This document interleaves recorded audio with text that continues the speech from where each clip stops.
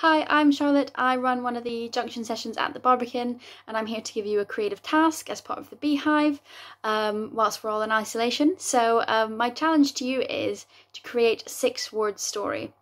So this is a thing that exists. It's quite challenging.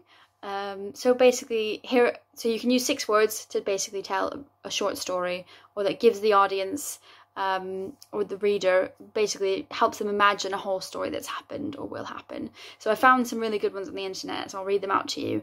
So the first one is quite sad. It was born a twin, graduated, only child. So born a twin, graduated, only child. Another one was total media blackout, agreed the president, which is very dark.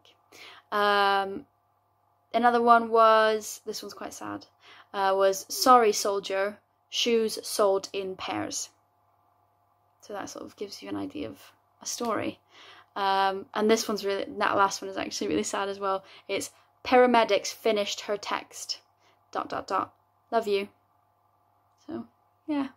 Anyway, that's your challenge, to write a 6-word story. Good luck. Oh, and send them back to us.